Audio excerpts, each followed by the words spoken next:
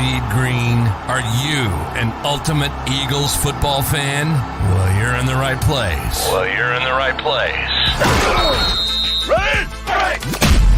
This is Birds 365, hosted by the new Mac and Mac, Jody McDonald and John McMullen.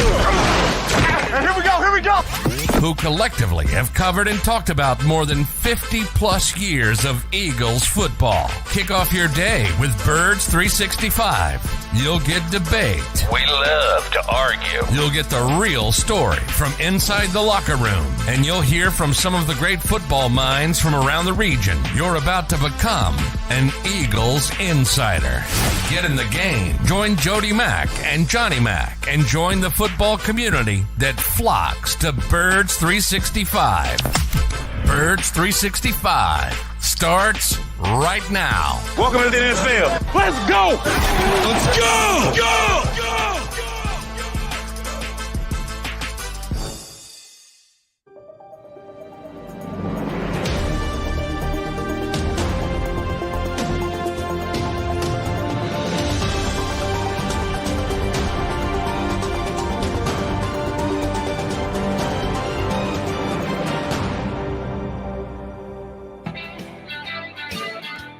And good morning, Birds fans. Appreciate you doing the early streaming thing with us here on Birds 365.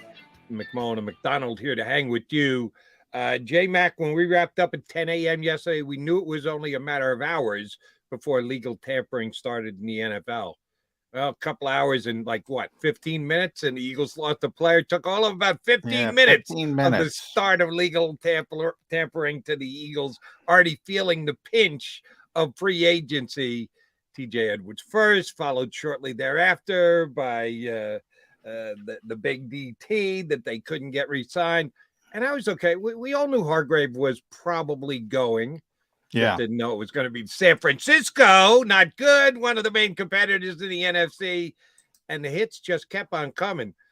Even though John talked about it, knew it as a possibility, yesterday was a pretty painful day for Philadelphia Eagle fans, was it not? I don't know. I mean, maybe because I expected it. I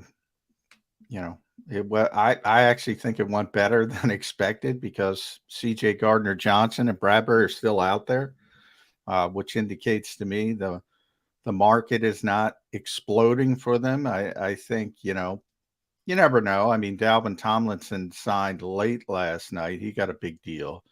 So you never know, but that to me is a good sign because the Eagles knew they were going to lose all these players. So that part I was personally already prepared for. Obviously, I can't talk for the fan base, but the one little bit surprised was TJ Edwards. If you gave me that number beforehand, I would have said, oh, well, the Eagles can get him back. But that's just another indication of they don't give a rat's ass about off-ball linebackers. So let's not talk about off-ball linebacker again when we talk about first-round picks, unless it's some super, freakish player that you're in a position. I mean, they just don't value it. So that if you're looking for one surprise, it was that number and the Eagles not wanting to bring him back at that number. And I got a lot of people. TJ's from Chicago, about 50 miles north. He was a Bears fan growing up. And I got all those, maybe he just, no matter what, wanted to play for the Bears. And how many times you and I, Jody, second contract, undrafted free agent. Trust me, he would have stayed here if the Eagles offered him more money.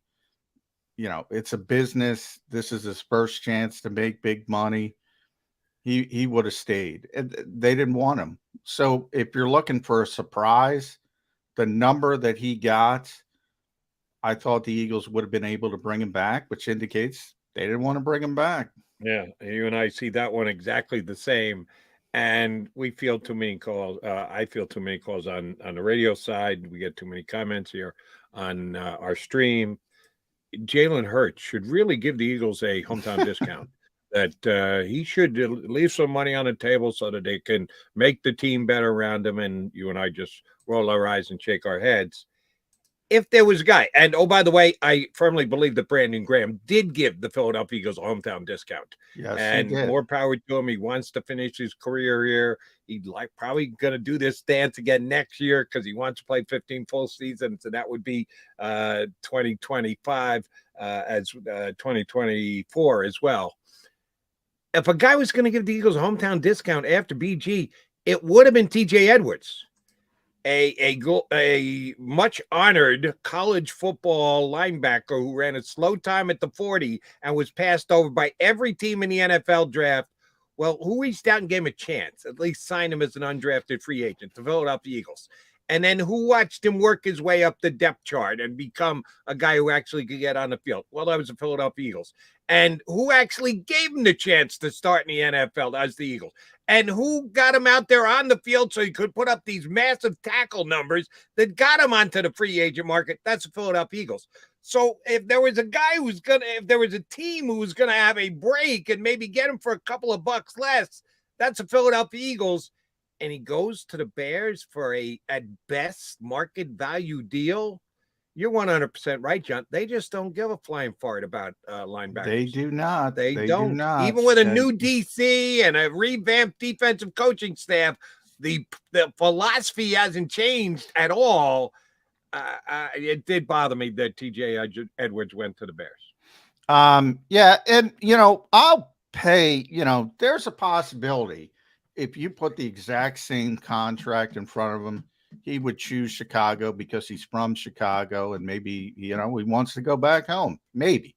I don't know. But not if you offer him a little bit more. So I don't know about the hometown discount. But my point is, all right, maybe you have to bump it up $500,000. All right. If you, I was, there were some people projecting eight figures, $10 million for TJ. And I said, well, there's no way they're going to bring him back. He didn't get close to that. Under $7 million per. Yeah. So, it's so interesting to me. You and I also talk about the pedigree argument all the time. It's funny because Chicago spent $100 million essentially on linebackers, the vast majority of it going to Tremaine Edwards, who's the former 16th overall pick in the draft. So I was looking it up, and just out of pure coincidence, the number 5 off-ball linebacker from Pro Football Focus was Edmond, and number 6 was Edwards. They got number 5 and number 6. They spent $75 million on one and $21 million on another. This league, I guarantee you, as we sit here 2 years from now, Jody, hopefully we're still doing this show, I guarantee you the Bears are happier with TJ Edwards. I guarantee you, because of the whacked out expectations of the other contract. Well, here's the other part to that, and it plays to other issues that the Eagles have to deal with in a loss the Eagles took yesterday.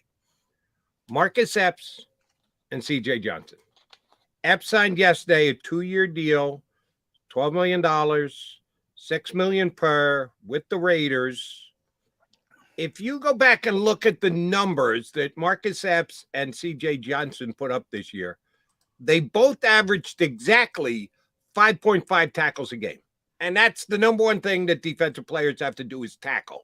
You got to bring a guy down. Now, if you're an edge speed rusher, that tackle should be in the backfield and causing the other team loss of yards rather than just less yards or not enough to get a first down.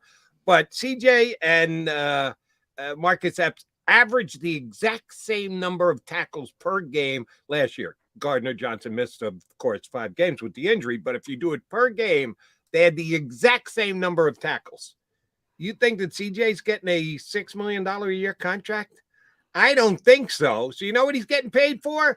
Those 6 interceptions. Do you know why Tremaine Edwards got so much more than TJ Edwards is? Splash plays, sacks, You tips, get paid to make plays. forced fumbles, That's what they pay for in the NFL. The splash play, the lead to a turnover play. TJ Edwards doesn't get those kind of things. I was kind of surprised. I thought that he had at least one or two. He didn't have even one forced fumble this past year. He's a tackling machine. And I think there's a need for tackling machines in the National Football League.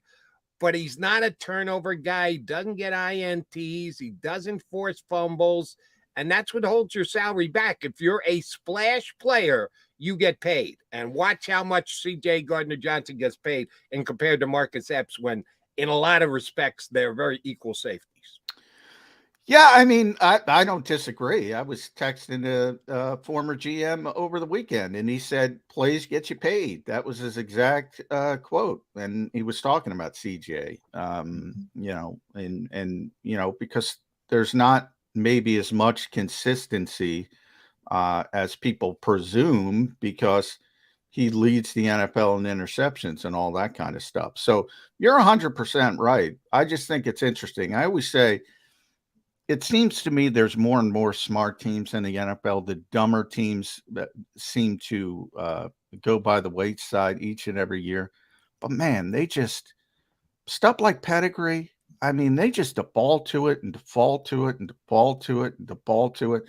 And the other stuff is right in front of their eyes. And they don't want to admit this guy's a good player because he did this on February 5 years ago because he ran a 4.87. I mean, it's just from a logic standpoint, with all the money these teams pay on scouting and personnel, and at the end of the day, they always come back to, well, I know how well he played, but, and the other guy can jump out of the building and run out of the building and do this and do that. I guarantee you in 2 years, Jody, I guarantee you one of them's out of Chicago. And it's not TJ Edwards. All right. So you think the TJ Edwards was a pretty smart signing by the Bears? Yeah. I mean, yeah. The Bears don't do everything. Ryan Poles, blind squirrel has got to find a nut in the woods every once in a while. Everybody's, because I went off on Chicago, and Chicago's got passionate fans, much like Philadelphia. So they go lunacy on you from 0 to 100. They're a bad organization. Again, they spent $100 million on off-ball linebackers. Now, we can all agree the Eagles are a smart team. You might be disappointed. And what was yesterday? March 13th. Whoop-de-doo. The Bears are the champions of March 13th. Whoop-de-doo. I guarantee the Eagles make more good decisions moving forward, even though they lost a bunch of players. Why did they lose a bunch of players? Because they're a good football team. Why did the Bears have all these assets? Because they're a crappy football team. And they want the Donnie Walsh route, convention of losers. We're losers, so let's tank and let's do this and let's screw up the young quarterback. And then we got all this money. And what happens with this convention of losers? When they get all the assets, when they get all the money, Jody, they don't know what the F to do with it. So what do? Well, they signed your guy TJ Edwards to a reasonable contract. And they screwed that up by giving the other guy $75 million for an off-ball linebacker. That's always a bad decision. Is TJ a value signing? When I say the Bears are a bad organization, I don't say they make every decision wrong, but they make a lot of bad decisions. And spending $90+ million, almost $100 million on off-ball linebackers in the 2023 NFL, where the Eagles won't give a nickel to a damn off-ball linebacker. What does that tell you? What does that tell you? Here's what it tells me. Ryan Poles is in the second year on his job. So he had a bad first year. He decided to go decidedly backwards when putting the team together this year. And was probably given permission to do just that with the roster that he inherited. And now he's building it back up. And I think they're going to be an improved team, if not a much improved Well, they team have yet to be here. improved, So if by Jody. year 2, he has got the team significantly going the other direction, I don't think you can just slap because they finished 3-14 in their first year that you go, bad organization. No chance whatsoever. They have no idea what they're doing. I think that's wrong and harsh. You went through it again, different sports, so it's not the same. It's not a perfect comparison. That's the sleight of hand trick. When you get so bad, you can't go anywhere but up. I will stipulate that the Bears are going to be better next year. I will stipulate that they have to be better because they tanked and they went down and they got the number 1 pick in the draft. So are they going to be better? Sure, they're going to be better. But I've seen it time and time again with these same type general managers. Assets. Accumulate. And then when they got to do something with them, they go spend $100 million on off-ball linebackers. They got a lot of draft picks as well. I'm going to give Ryan Poles this year to prove whether he can or can't build a roster. So far, so good as far as I'm concerned. I think you've been over the top harsh at where the Bears are. Are we over the top harsh with the Eagles? Losing Marcus Epps and losing T.J. Edwards. All right, Javon Hargrave was going. We knew he was going. Good luck to him. Unfortunately, it's the 49ers. I would have preferred to see him go to the AFC. That didn't happen. You knew that Andre Dillard was walking out the door. I had no idea he was going to get almost $10 million per. Yeah. No shot. Talk about no shot at coming back. The Eagles were not doing that. That's for damn sure. And yeah, I'm going to bemoan the fact that both T.J. Edwards and Marcus Epps could have been kept. Speaking of Marcus, we'll go Marcus next. That would be Marcus Hayes from the Philadelphia Inquirer and also 94 WIP. He joins us to continue the Eagle analysis here on Birds 365. Go to get your game on. Go for the beers. Go for the cheers. Go for the hit and the hits. Go for the stakes and the stakes. Go to get your parlay on. Go to get your party on. Go for the scene. Go for the screens. Go for the gallery. Go for the win. Go to Ocean. Visit theoceanac.com to plan your visit. At Pond Lehocky, we've recovered billions of dollars for our clients, and we're confident we can do the same for you. With over 250 years of combined courtroom experience, we've helped over 100,000 injured clients obtain some of the largest settlements in Pennsylvania. One conversation is all it takes to help you and your family get back on track. If you've been injured in an accident, give Pond Lehocky a call. Hi everybody, my name's Jason Lombardi. I'm an inspector at DryTech. At DryTech we offer 3 major services, the first one being basement waterproofing. The second service we offer is foundation and structural repairs. And then the third service that we offer is mold remediation. If you feel you are having a waterproofing issue, give DryTech a call or check us out online.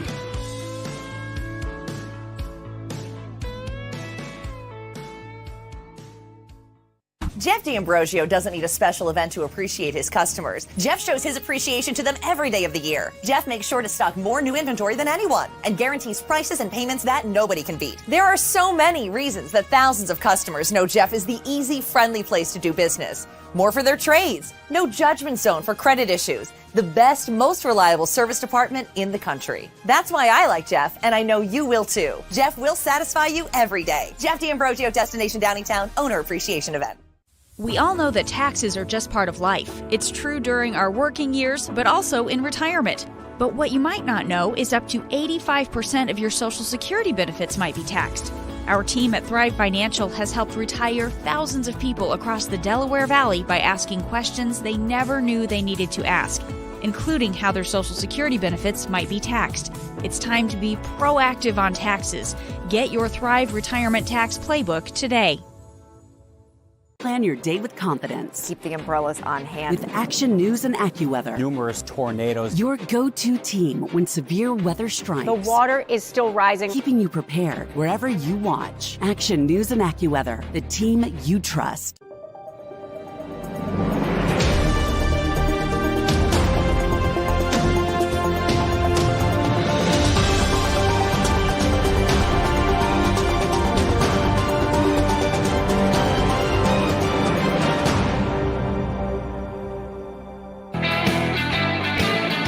got your Mac guys here on Birds 365. We're getting reconnected with Marcus Hayes.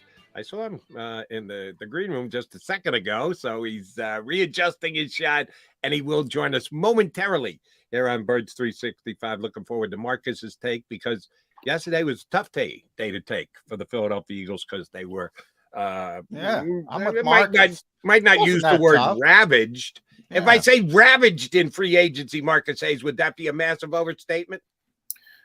Yeah. Oh, okay. I mean, TJ, I'll put it to you this way. If I told you Alex Singleton, remember him? Yeah. Oh, yeah. Yeah, Alex got a nice little deal from Yeah, Jason. he got $19 million and TJ got 20. If I Yeah. told you that 2 years ago, you guys would have flipped your trays over. I mean, Well, that's what the Eagles do. They develop all ball linebackers for other teams. To 'Cause overpay. They don't give a flying to. They don't give a you know what about that position, Marcus. Yeah, Where are so- we? I think you heard us going back and forth. So if one team doesn't pay all ball linebackers at all, and another team pays $100 million for all ball, where are we? Those are the two extremes. Are the Eagles too harsh with that position, or is a team like the Bears insane? well, it depends on how you consider. What do you consider a off-ball linebacker? Because technically, Hassan Reddick is an off-ball linebacker, right? No, he's an edge rusher. That's one of Well- my problems with all ball linebackers, middle linebacker, weak side linebacker. So Okay. Hassan would be Sam, and he's an edge rusher. So he's different. But that's one of my problems with these labels that people use. So Right. See, I think you got to call them linebackers. Well, You're I down call- to two. Most teams are down to two, so they are what they are. They're linebackers. There's no weak, strong, middle. Well- it's your two linebackers. what do you What is- mean? Well, then the Eagles play 4 because they play 5-2 and they have 2 edge rushers. One of the edge rushers is again nobody cares. Nobody cares about this conversation. So my point is,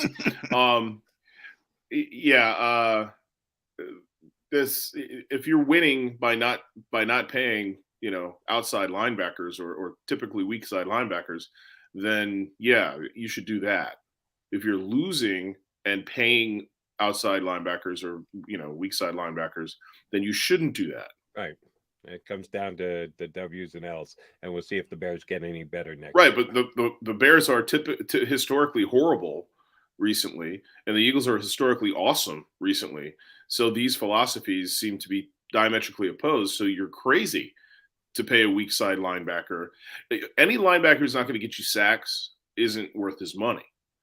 That's just the way, they don't even really cover anymore. They cover and tackle. They don't cover to make interceptions.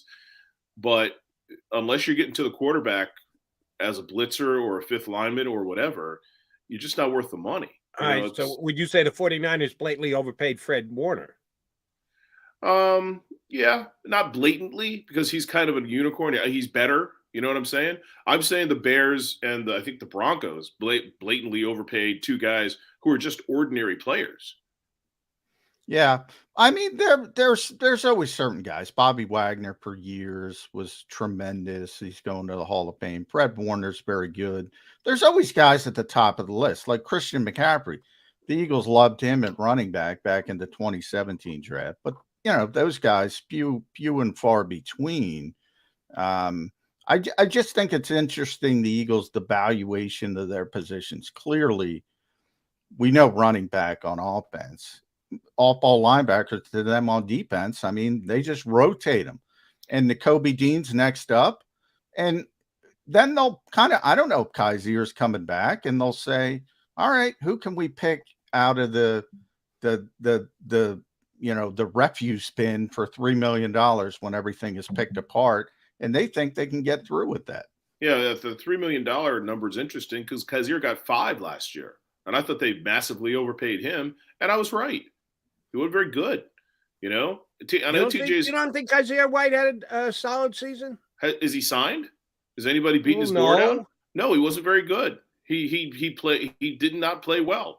He was poor. I put him clearly in the second on an elite defense, a defense that was ranked number 2 in the league. Okay, he somehow was in the second tier or second half of the linebacker group last year in the NFL of guys who played regularly.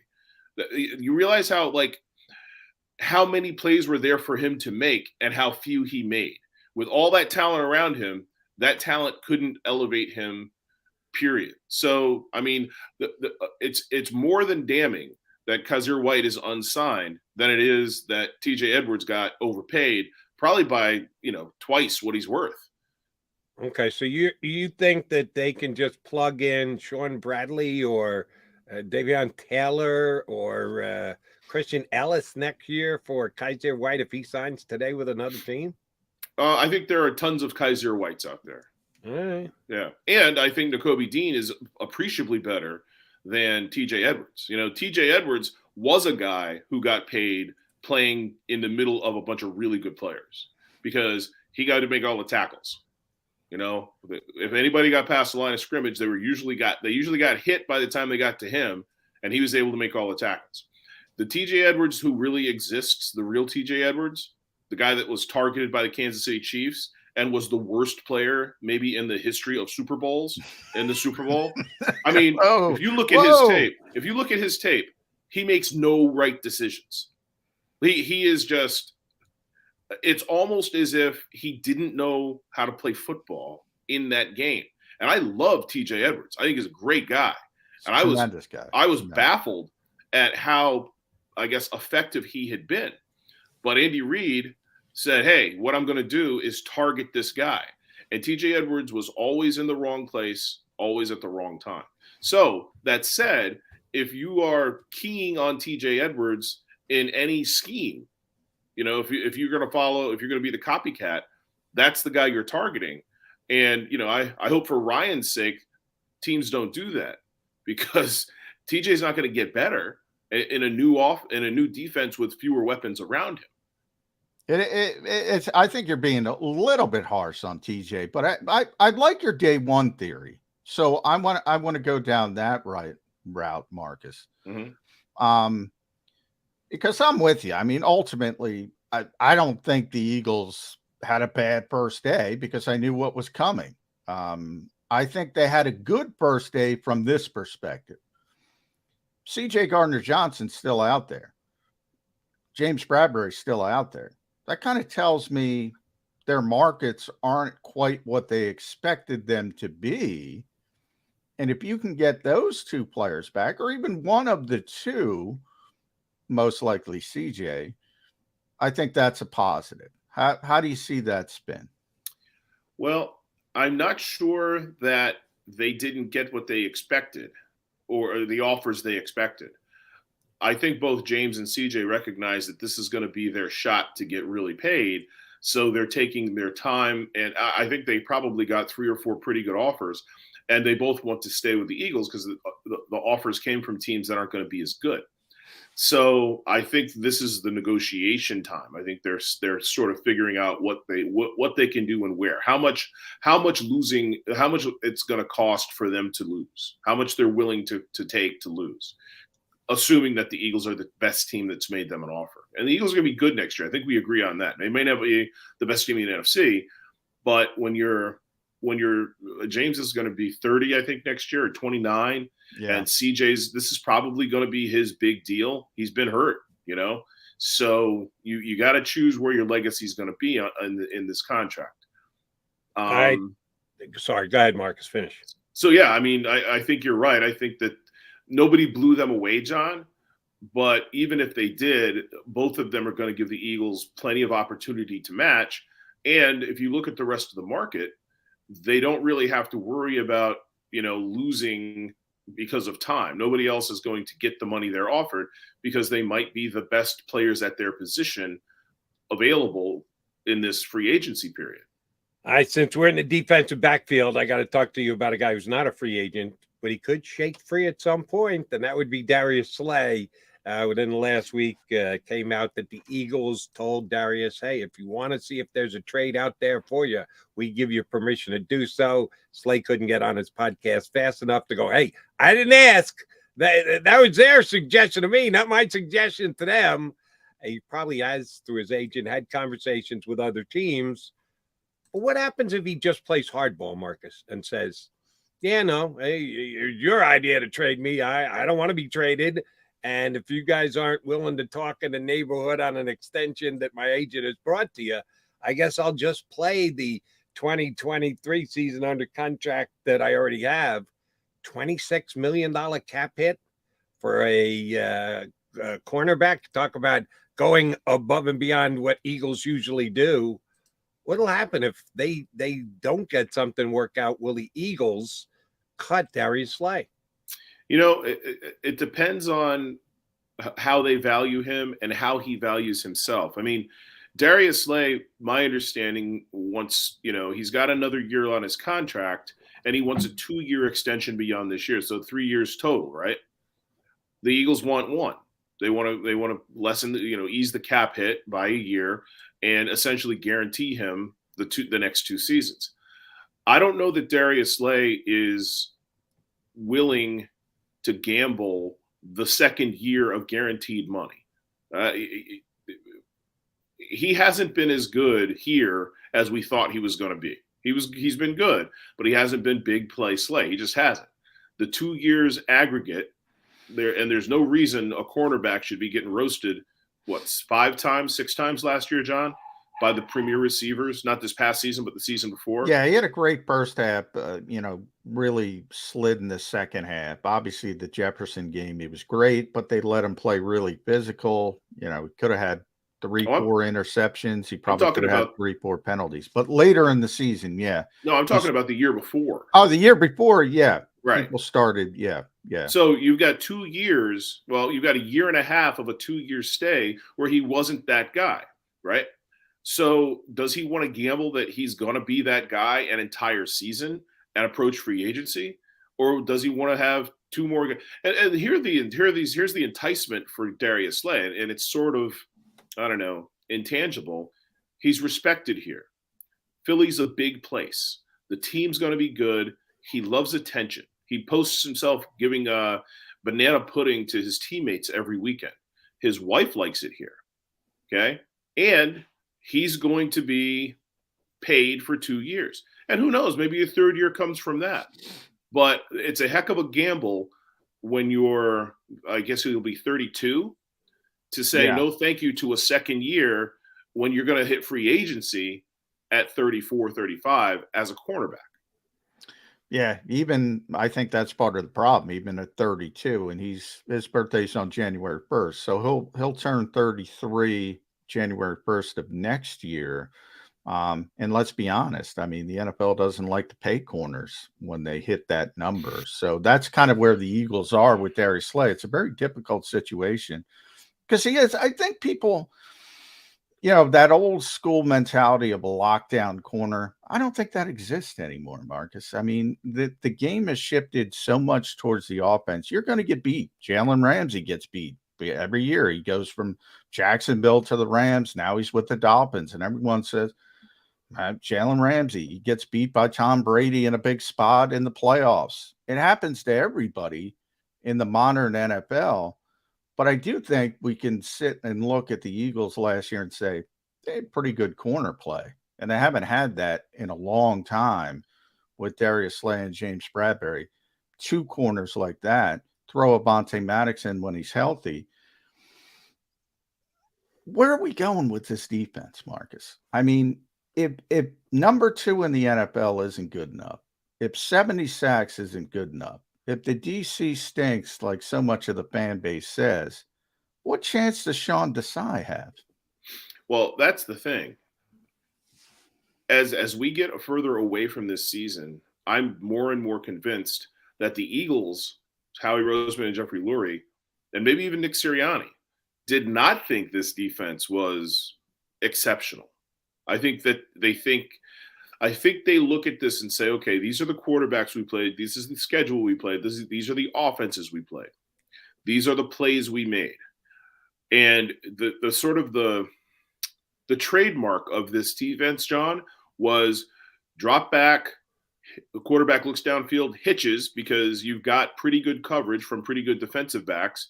And then your massively over-talented defensive line gets home 70 times in 17 games. We're setting a team record, a 3rd most ever. If you look at the other if you look at the other teams who are in that, 65 to, or that 55 to 65 sack total, you're thinking, wow, this is probably a better team than this Eagles team. So this Eagles team was kind of a one-trick pony, right? It covered early well, and then it had these monsters who were fresh, Brandon Graham, Josh Sweat, Hassan Reddick, getting home. So maybe they think that this defense wasn't all that. That's the thing I'm getting from this team, and they think it needs a reset. And maybe they're not. I don't want to say sad to see Jonathan Gannon go because they wanted to pay him head coach money to stay. Right. Continuity is important, but I don't think that they think this was a generational defense the way that the stats would make you the way the stats would imply. So losing 7 starters and having a new defensive coordinator, linebackers coach, and defensive backs coach might not be the worst thing, especially when you have real talent coming back. Jordan Davis is a good player. Brandon Graham's a good player. Josh Sweat's a good player. Hassan Reddick's a good player. Nakobe Dean, I think, will be an outstanding player, So, and Avonte Maddox is a good player. So you've got 6 players that you expect, that you have to get, and Milton Williams, I think, is a good player. So you have 7 players. Milton Williams played more snaps or as many snaps this year as Brandon Graham. So you've got 7 players who probably have to start and probably have to play as well or better than last year. But the cupboard isn't bare. If you have a defensive coordinator coming in with at least 2 hires to make, a returning defensive line coach whose defensive line was spectacular last year, and 7 guys who really should be able to play, then you're filling in or retaining, if you retain Bradbury, if you retain CJ Gardner-Johnson or Slay, any one or 2 of the 3, it looks very different. So I wouldn't despair. Also, and I know this is a long answer, but the offense should be even better, right? So the defense shouldn't have to be as good. Here's my question about the offense. And the Eagles' offense was phenomenal this past year, and they've got most of the key pieces in place to be just as good, if not better, next year. Do we just plug in Beef Jerky into right tackle, believing Isaac Seumalo's gone? And do we know he's going to be good there? We hope he is. We believe that he's going to be the guy who's eventually going to take over for Kelsey at center, but we might do this year-to-year thing for 3 more years. Who the hell knows? Is that a potential question mark on the Eagles on their offensive line with plugging Jergy into a tackle position? Well, he's got it. He's already got a Jody Mack nickname, Jergy. Beef Jerky. Yeah. Beef Jerky. Or is it Yergy? Yeah, he's got a good personality too. But I gotta say, it's very, very difficult to doubt Jeff Stoutland and Howie Roseman when it comes to the offensive line. Isaac Seumalo is better than any of us thought he was going to be. They made a rugby player into a viable left tackle who still makes a lot of mistakes, but he makes a lot of plays. Landon Dickerson was supposed to be, in rehab perpetually. Instead, he's in the Pro Bowl as a second-round pick. He's clearly a first-round talent, second-round pick. And, Juergens was a luxury pick. He was Jalen Hurts. If you look at the situation, there's a lot of similarities between picking Cam Juergens in the second round on a team that was 9-8 and picking Jalen Hurts, on Doug Peter, for Doug Peterson's team. It was, I think there is no position on this team over the last 10 years, given the last 10 years, that I would give them more the benefit of the doubt than offensive line. Every single offensive lineman's gotten better under Jeff Stoutland, and he's made guys into offensive linemen almost overnight. It's really been spectacular. And nobody owes him more than Andre Dillard, who's getting $10 million a year because he can play guard and tackle. And, I will say, as surprised as I was that TJ Edwards got, $20 million over 3 years. Yeah. And Javon Hargrave got $40 million guaranteed and $80 million total over 4 years, I think it is, right? Yeah. I was not surprised. I was not surprised at all that Andre Dillard got this money. I was not surprised at all. And call me crazy, Jody knows. Tennessee is going to look back at that and say it's a value because they're going to get a left tackle for $10 million. Oh yeah, it's going to be a steal. Yeah. Okay, we'll track that one. This is one where I'm parting ways with both. Oh, are you anti Andre? Yeah, yeah. Got a lot of He's talent. a first round draft pick who couldn't get on the field for the Eagles. Yeah. Well, that would be a problem if they didn't have the best offensive line in football. Yeah. And I will agree that he probably should be able to play right tackle, but he's become a viable guard and a decent left tackle. And okay, I got you. I'm with you. He should be able to. In a perfect world, he should be a plug and play guy, but he kind of was a plug and play guy at the end. And I don't think tackles, especially left tackles, should be required to be like dependable starters until their third season. Especially a guy with his caveats. He wasn't very strong when he came in, and he was kind of mentally weak. He was kind of a project on a couple of areas. I would say that he's probably progressed at the rate and the level they expected him to. And if he'd played left tackle for 4 years, we'd be having a different conversation. Yeah. There were some injuries factored in as well. Remember when the Eagles were set on moving towards Andre Dillard, then he got hurt in training camp, and all of a sudden all these machinations started. We'll see. I mean, but I think that's what you're looking for in free agency is value. I think that's a worthy roll of the dice from Tennessee. So I give him credit for that contract. But and that's pretty good. That's a pretty good franchise. I think they misevaluated the value of AJ Brown. But AJ Brown's replacement is AJ Brown, the first round pick they got. And again, you need some runway.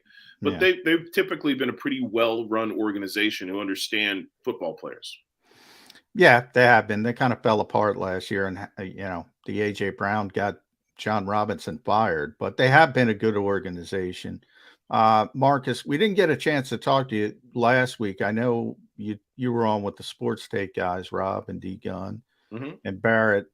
You had that great piece about the Eagles coaching staff and what went down with Denard Wilson.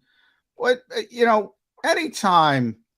I think one of the strengths of this team last year was the continuity, right? You rarely see in this league no changes with the coaching staff. The Eagles essentially had their whole coaching staff back, and they go on this run.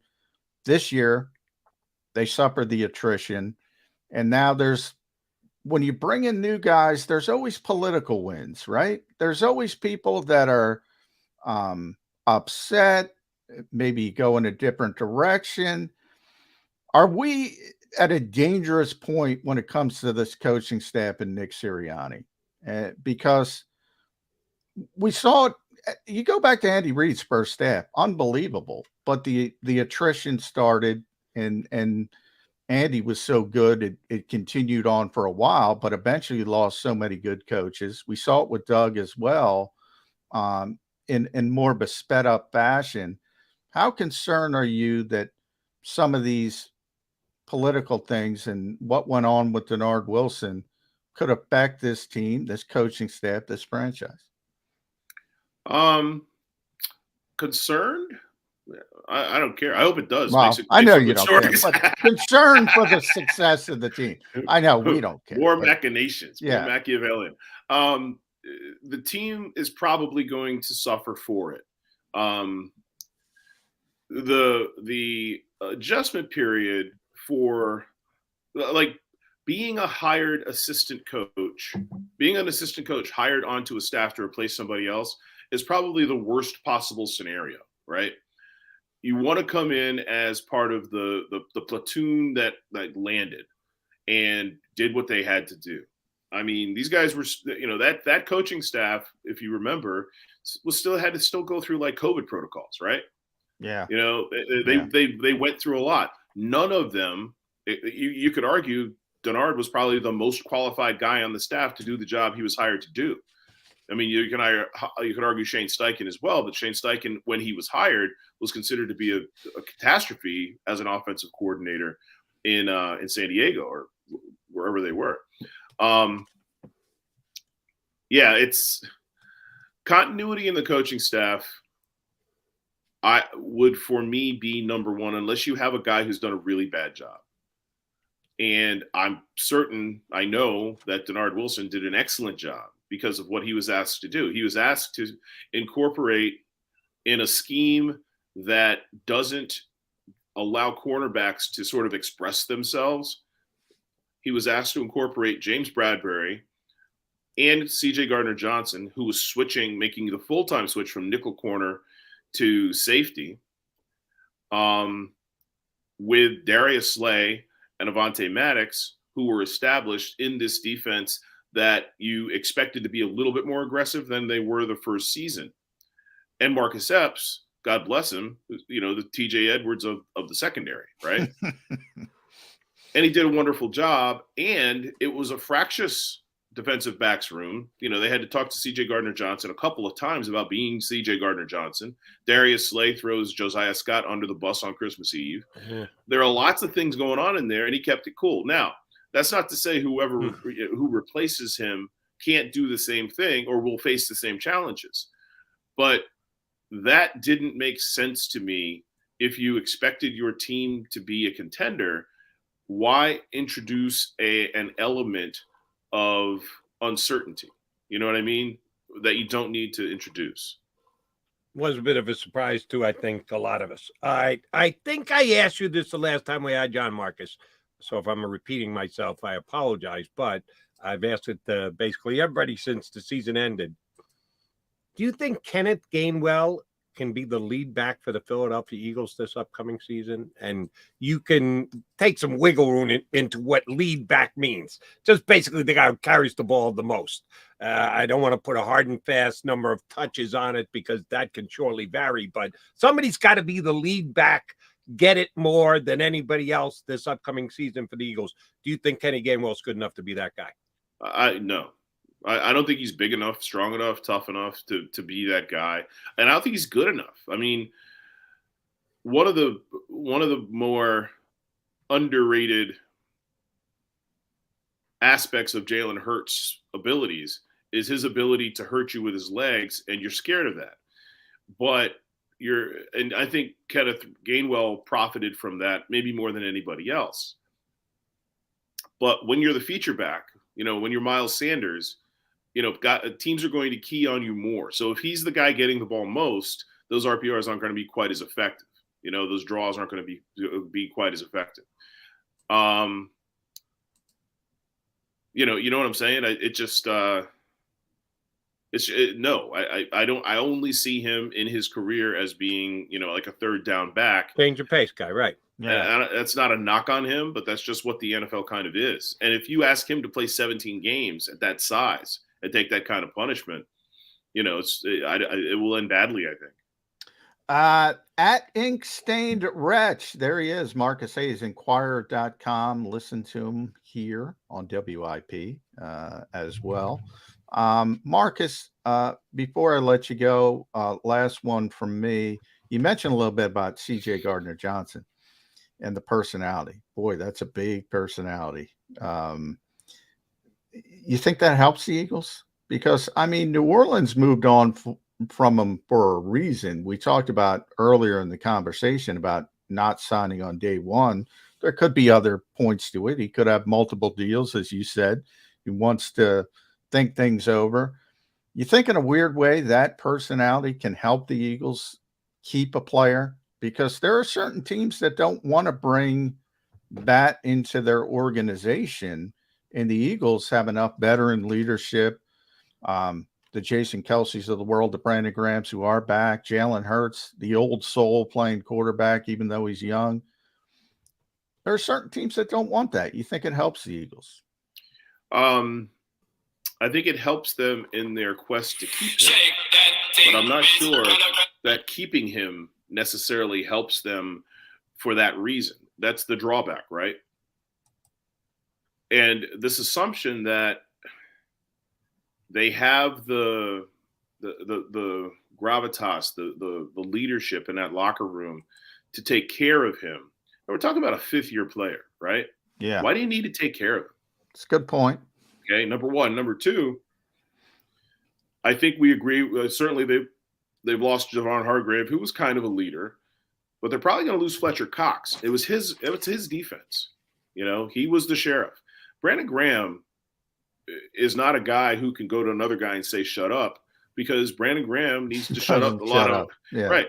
TJ Edwards was very, very, he's very much a grounding element to that defense. So I'm not sure that defense, and Jalen Hurts isn't going to be able to tell CJ Gardner-Johnson to shut up. Jason Kelsey's not going to be able to do it. It's got to be somebody on the defense, probably somebody in the defensive backs room. And if we assume Slay returns, if nobody wants him for the asset and the money that he's going to get if he comes back, if he's your guy that keeps CJ Gardner-Johnson in line, well, that might be an issue as well, because we all know how out there Slay is and how pro Slay is. And it becomes very difficult, again, for a guy who promotes himself and derides other people to tell another guy not to do that. So I don't know that they have the leadership in that locker room right now. We don't know how it's going to look in 2 months, but we don't know that they have that leadership in that locker room right now to handle the CJ Gardner-Johnson experience. Last one for me, Marcus. We know the Eagles love the trenches. They've always loved the trenches. Everything starts in the trenches, whether it's offense or defense. And the Eagles will lose more free agents, maybe to actually sign a free agent or two. And then the draft's going to kick in April, and they've got the number 10 pick right now. If Jalen Carter, who most people rank as either the number 1 and number 2 talent coming into this draft, the DT from Georgia, who has off-field issues, was arrested right before the combine, had to get specifically released and quickly hustled to Indianapolis so he could at least get weighed and measured. If his talent falls all the way down to number 10, there's going to be several teams there. You can say, well, why didn't they take him? And you'll know the answer is there are character questions. The Eagles have gone both ways with character guys. Sometimes they buy into them. You just talked about big personality, CJ Gardner-Johnson. They were the team that signed Michael Vick coming out of prison. If Carter falls down to number 10, you think the Eagles, as much as the value they put on the defensive line, would say, we'll not even worry about the character issues? Well, I think it will depend on how fully or not fully Nakobe Dean and Jordan Davis testify for him. They're teammates, right? Yeah. So yeah, see, if they that's say, so funny. I sorry to interrupt, Marcus. I'll let you finish your thought. Somebody said that last night to me on the air on WIP, and I said, about the last person I'd want to get information on Mr. Carter. No, their teammates, of course, they're going to slant it one way. They're going to look at the upside. They're going to. No, you don't know. You don't know Jordan Davis and Nakobe Dean. They were also close to the player that passed and the student that passed. Nakobe and Jordan Davis were both close. So yeah, the Nakobe Dean and Jordan Davis are very, very, very mature young men, and I disagree. They would never give a false endorsement to a guy that I'll put it to you this way: if he's a bad guy, they don't want him on their team, even though he was on their team. They are okay. They're different guys. Like, they remind me a lot of Malcolm Jenkins. You could see Malcolm Jenkins go, some Ohio State guy, you can see Malcolm Jenkins saying, no, we don't want that guy. And I can see Nakobe Dean and Jordan Davis saying that about a former teammate that they don't want. I'm not saying they don't want him. And I haven't heard a whole lot bad about him right. Outside of this issue. And Georgia's had a pretty good run.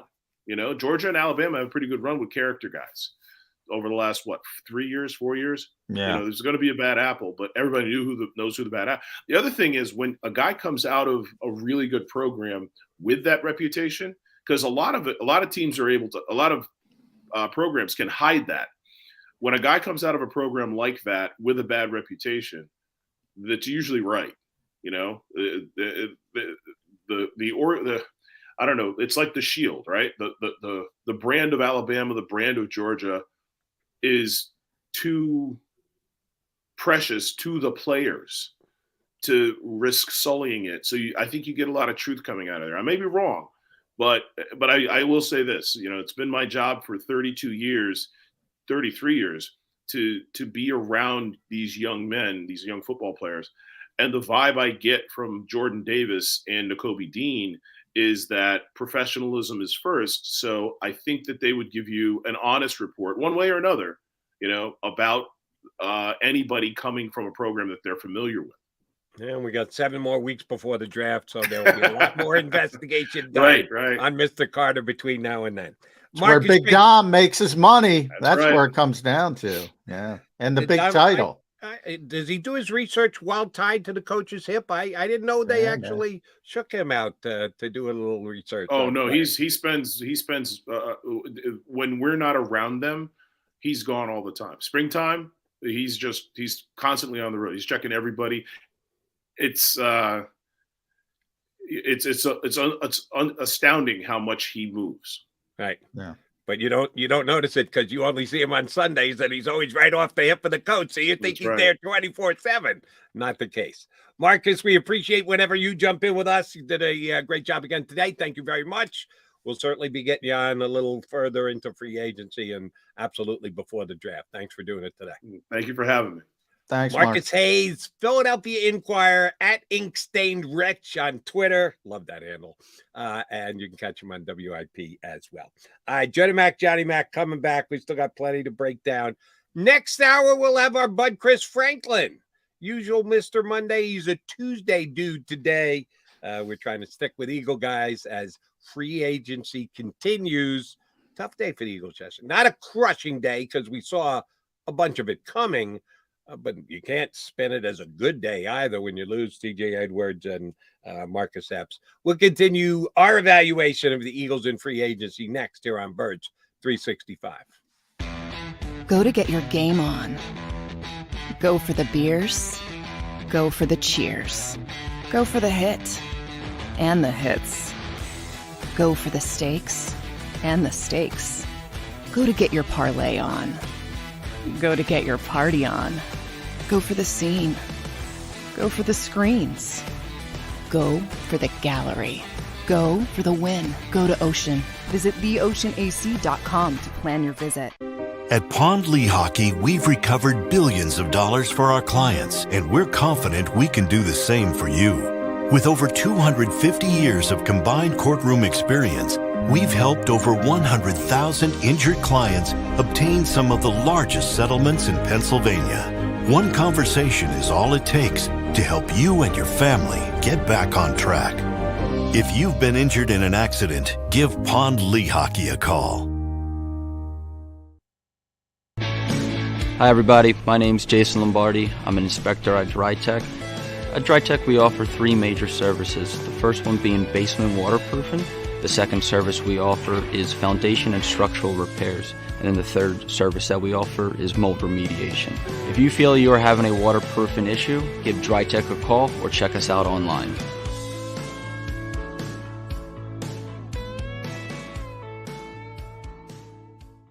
Jeff D'Ambrosio doesn't need a special event to appreciate his customers. Jeff shows his appreciation to them every day of the year. Jeff makes sure to stock more new inventory than anyone and guarantees prices and payments that nobody can beat. There are so many reasons that thousands of customers know Jeff is the easy, friendly place to do business. More for their trades. No judgment zone for credit issues. The best, most reliable service department in the country. That's why I like Jeff, and I know you will too. Jeff will satisfy you every day. Jeff D'Ambrosio, Destination Downingtown, Owner Appreciation Event.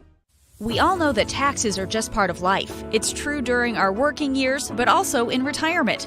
But what you might not know is up to 85% of your Social Security benefits might be taxed. Our team at Thrive Financial has helped retire thousands of people across the Delaware Valley by asking questions they never knew they needed to ask, including how their Social Security benefits might be taxed. It's time to be proactive on taxes. Get your Thrive Retirement Tax Playbook today. Plan your day with confidence. Keep the umbrellas on hand. With Action News and AccuWeather. Numerous tornadoes. Your go-to team when severe weather strikes. The water is still rising. Keeping you prepared wherever you watch. Action News and AccuWeather, the team you trust.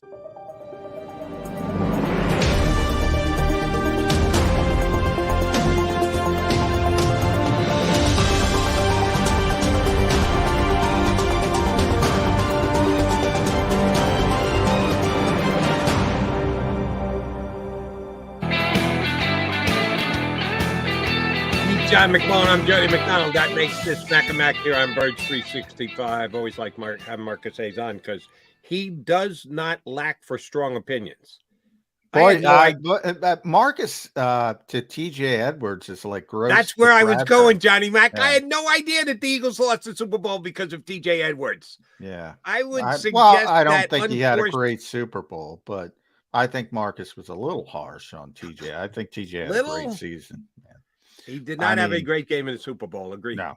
A lot of defenders. Unforced fumble by the quarterback had a bigger impact on that game than anything TJ Edwards did. The inability to cover a shanked punt by their punter and handing Kansas City the ball on the 10-yard line and basically a touchdown had more to do with it. Yeah, he was harsh on TJ Edwards. I couldn't. Yeah, I mean, I don't get it. There's a lot. Marcus isn't the only one. There's a lot. I constantly hear it about TJ, and I go back to the pedigree thing. I can't figure out what else could it be. I mean, he's a good player. I mean, I'm with the Eagles when it comes to the valuation of the position. I have no problem, by and large, with their valuation of the position. I don't think it's very important any longer.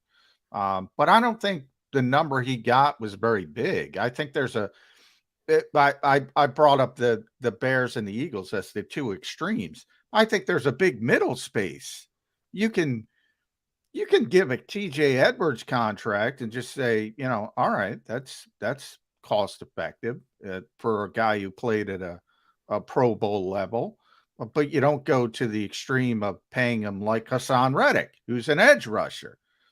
Those are the guys you pay. Even a Bobby Wagner's going to the Hall of Fame shouldn't get paid like an edge rusher. Even a Fred Warner, who you brought up, who's an all-pro middle linebacker, shouldn't get paid like an edge rusher. And those are, that's the top guy at the position now, and a guy who was the top guy for years and years and years. But they're good players. They're good players. And the irony with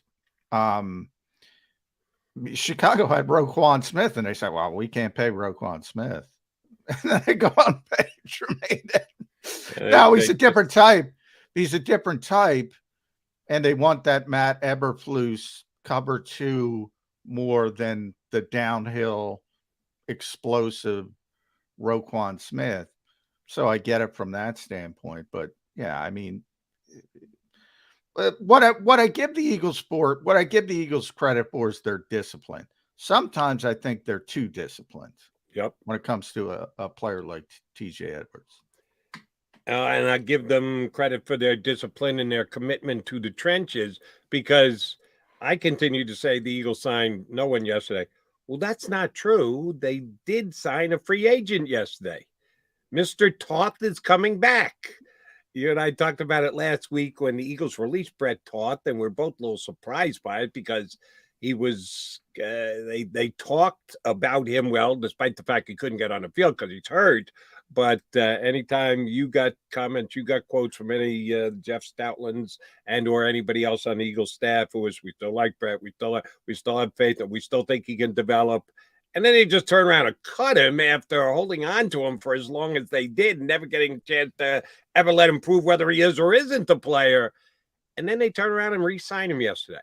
I'm sure there's a reason for it that has to do with the cap and saving a couple of bucks somewhere. But do you understand the whole machination of why he was cut and then why he was brought back within less than 2 weeks? Yeah, they right? saved a couple $100,000. That's basically it. I mean, he was set to make a little bit over the veteran minimum, and now they get him back down to the veteran minimum. So basically, it was just it was simple as that. They saved a couple bucks, and you need all the money possible in this particular time frame when obviously they don't have a ton of cap room. So every little bit helps. It's one of those things. And as long as you run it by the player and he's okay with it, and Brett understands, he didn't play last year. So yeah. Right. And saving a couple bucks. If you are Brett Toth, you can't even complain like, oh, the Eagles are squeezing me. The Eagles are screwing me. No, they paid you the whole time you didn't play. Yeah. the Eagles didn't get you hurt. You got hurt yourself. So it's not anything that's going to massively swing the cap flexibility that Howie Roseman has. But as you stated, every little bit helps. So if they saved a couple of $100,000, that probably a pretty smart play by the Eagles, and they did get taught back. But he is the first signing for the Eagles since legalized tampering kicked in yesterday at 12 o'clock. I know I saw you tweet last night that you think it's a good sign CJGJ did not get that immediate contract like a lot of others did. And read between the lines that maybe what he's asking for wasn't immediately out there. Marcus gave us a slightly different spin that, oh no, he thinks he's got offers and they're pretty damn big. He's just trying to play one against the other. And maybe the Eagles are one of them. Certainly one of the teams outside the Eagles are one of them. Do you think today is the CJGJ day? Well, I hope so for CJ's sake. I mean, then we're going to start talking about it. I mean, people budget and we know where they're going. Jesse Bates should have set the top of the safety market. It was about $16 million. He's not getting that. And then you start talking Bell signed for like $7 million. So, he's going to be somewhere in between. That's a big middle space. But, we were talking about the franchise tag, $14.46 million. There's no way the Eagles were going there with CJ Gardner-Johnson. I think the Eagles are going to be right. I think whenever this deal comes in, it's going to be not nearly as big as some expected.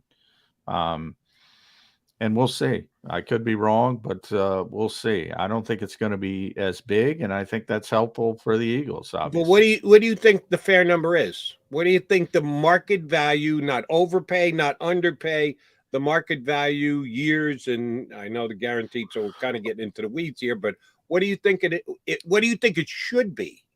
11 million a year. And from CJ's standpoint, you probably want to go 3 years. You want to keep it low so you can get back out there, still at a relatively young age.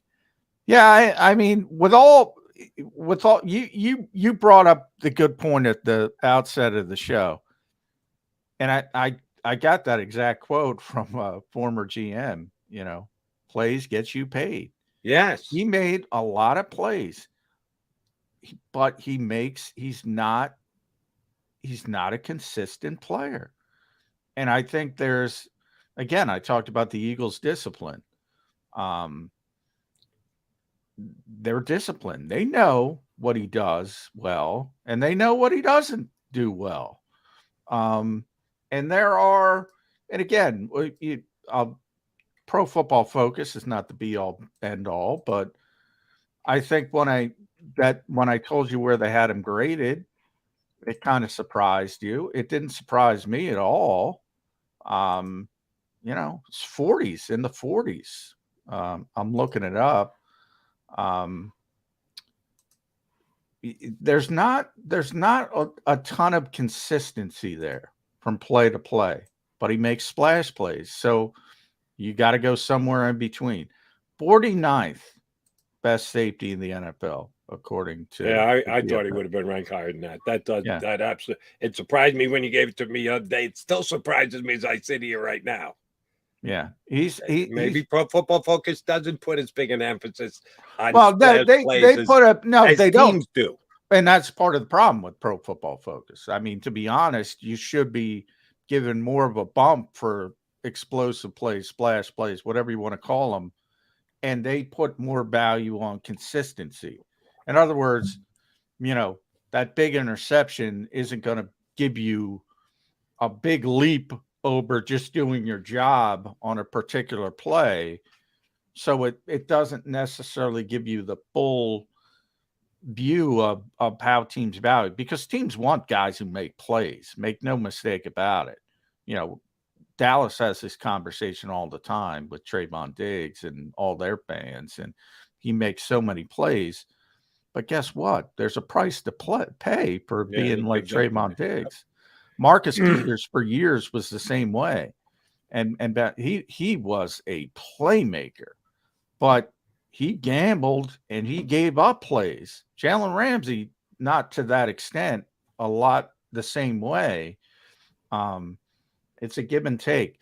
I don't think, like I said, and I got this from a pretty good source. The Eagles thought Marcus Williams was a better player than they think CJ is. And so did I. During the offseason, before the Eagles traded for him, I absolutely believe Marcus Williams was a better player. And they bailed out at $12 million per year. Now, things go up each year, so we know that. That's a little bit baked in. So things are going to go up a little bit each year as the cap goes up. But that kind of tells you they bailed out at $12 million last year for a player they thought was better. So I don't think they're going to go anywhere near 13, 14, 15 million. But last year, for right or wrong, and you can have your opinions on the kind of years that guys have had. Again, surprised that our buddy Marcus Hayes basically just buried both of the Eagle linebackers, DJ Edwards. Yeah, he buried Kazir White, not worth $5 million. He buried Kazir. He evaluates linebackers different than how I evaluate linebackers. But the Eagles right now have to put a value on CJ, knowing full well that Marcus Epps has gone out the door.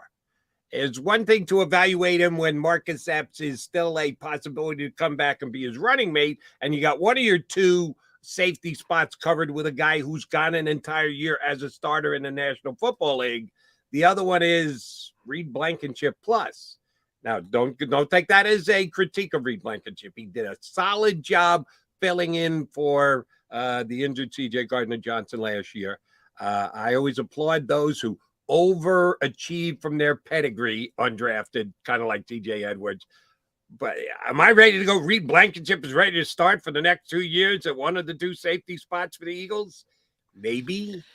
And if you're the Eagles, you have to evaluate in that form. It may cost you to go and be above and beyond your comfort zone to get CJ Johnson back, because do you want it to be Reed Blankenship and TBD?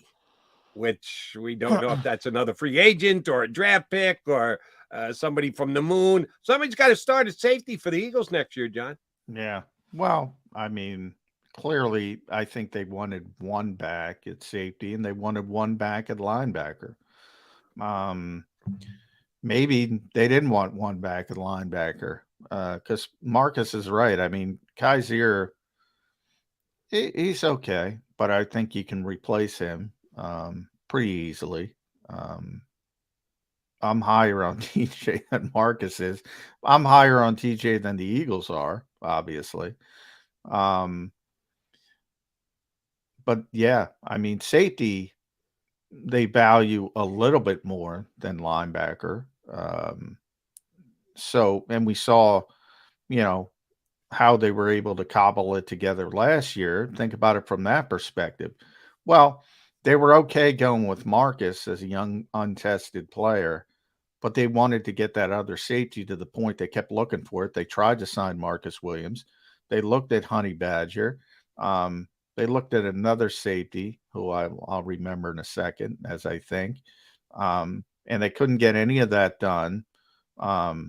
And ultimately, they had to go to trade route. They knew they needed another body. So do I think they're okay going with Reed Blankenship? Yes. But they know they need another safety. I don't know if they know they need another linebacker. They obviously they're going to play Nakobe. And, I think they'll pick through the I hate to call it that, but they'll pick through what's left when the first phase of free agency is over, and they'll pick who they think Kaiser White was last year. Now, the problem with that is, Jody, I think Kaiser played okay. I think he was fine. I don't think he was a detriment for the most part. He had bad games. Everybody has bad games. For the most part, I think he was solid. And they went through the LJ Forts, the Corey Nelsons, the Paul Warlows. So They can say and their favorite play hurt guy, Nate Gerry, who is he was a draft pick. He was a draft pick. I'm talking about guys that they got off the street. Yeah, okay, yeah. Guys they got in free agency, sort of in that third phase of free agency, and they say, well, it worked with Kaiser. Well, yeah, but you're hitting like 200. All right, yeah, he was fine, but Warlow's and the Forts and the Corey Nelsons and on and on and on. So, it works both ways. You're hitting 200, and at 1 out of 5 hits, you're going to just let walk out the door. Yeah. And maybe he'll come back because Marcus is right. He's not getting paid. He's not getting paid. So, maybe they're able to get him back on a similar deal. Maybe they go that route. He likes it here. He's from the area. He's from Bakunji. So, maybe that works out from that perspective. All right. Just do me a favor. One more Pro Football Focus ratings check for me. CJGJ was what in the safeties? In the 40s, which I find hard to believe, but their ratings 49. Their ratings 49. 49. What was Chuck Clark? I'm on the linebackers. I gotta go back to safeties. Okay. Because I'm a bigger Chuck Clark fan than you are. I know that, and I will. Yeah, it's not about. I don't think he's a fit for this defense. It's more of Chuck Clark. I don't have a problem with him as a player. I think he's fine. He was 46, but I don't think he actually was rated above Darius CJGJ. Yeah, I don't have a problem with Chuck Clark as a player. I just don't think he's a fit for this defense. I think he's a box safety more than and they want covered safety. So I don't think he's a fit for what they want to do. But they didn't think Marcus Epps was a good enough covered safety to pay $6 million a year. Well, Marcus was lower than both of them. Marcus was, let's see. They moved him to Las Vegas.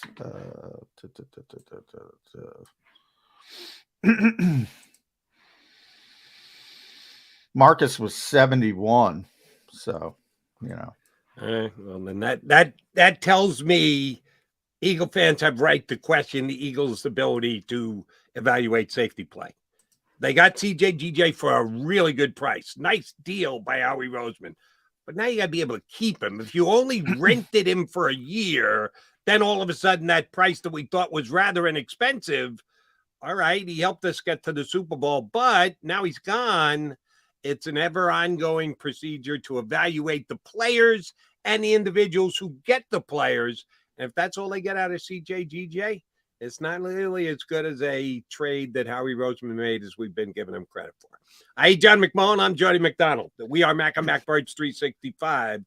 I see that he's getting ready for us from NJ.com, Eagle beat writer Chris Franklin up next here on Birds 365. Go to get your game on. Go for the beers. Go for the cheers. Go for the hit and the hits. Go for the stakes and the stakes. Go to get your parlay on. Go to get your party on. Go for the scene. Go for the screens. Go for the gallery. Go for the win. Go to Ocean. Visit theoceanac.com to plan your visit. At Pond Lehocky, we've recovered billions of dollars for our clients, and we're confident we can do the same for you. With over 250 years of combined courtroom experience, we've helped over 100,000 injured clients obtain some of the largest settlements in Pennsylvania. One conversation is all it takes to help you and your family get back on track. If you've been injured in an accident, give Pond Lehocky a call. Hi everybody, my name's Jason Lombardi. I'm an inspector at DryTech. At DryTech we offer 3 major services, the first one being basement waterproofing.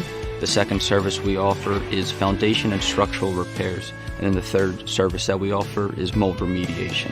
If you feel you are having a waterproofing issue, give DryTech a call or check us out online.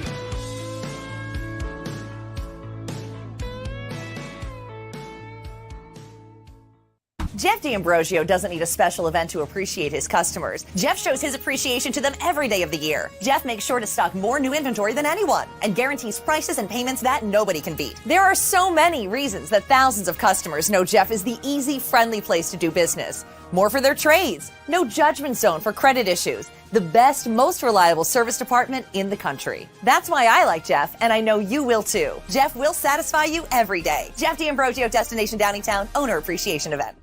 We all know that taxes are just part of life. It's true during our working years, but also in retirement. But what you might not know is up to 85% of your Social Security benefits might be taxed.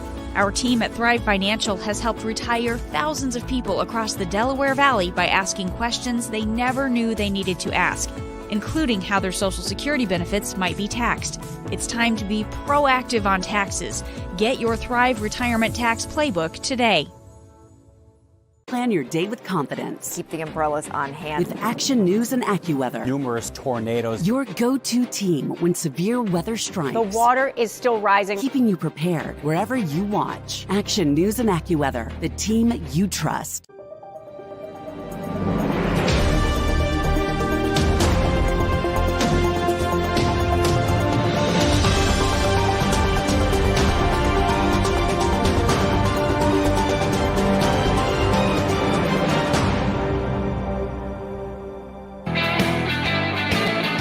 Bird 365, guys. Mac, McDonald, and McMullen. Chris Franklin's ready to join us.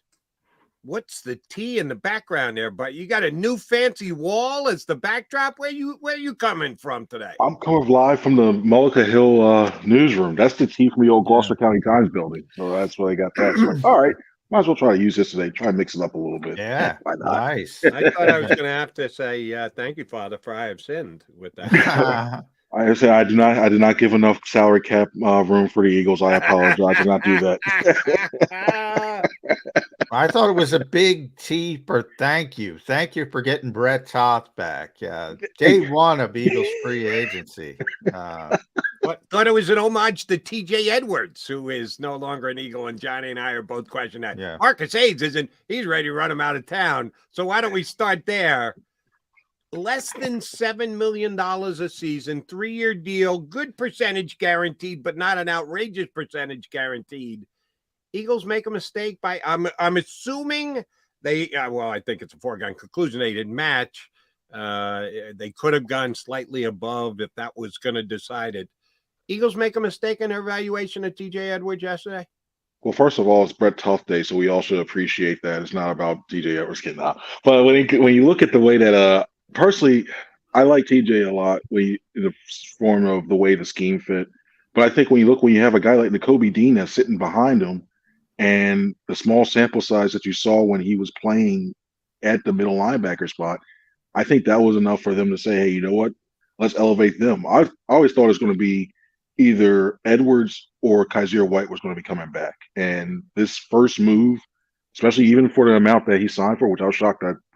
I thought it was going to be. I thought the linebacker market was going to get a little bit more, but I was shocked he signed for that. So now I think you're starting to see maybe you can get Kaiser White for a little bit less, and now you have a very potential athletic unit duo of having Nakobe Dean and Kaiser White in the back there, and potentially help out in that passing game too. Yeah, day one as a whole, I think the Eagles were prepared for. I don't think they're concerned with losing any of those players. The plans were in place. Now, Javon is a very good player. I think we all understand that, but $21 million a year.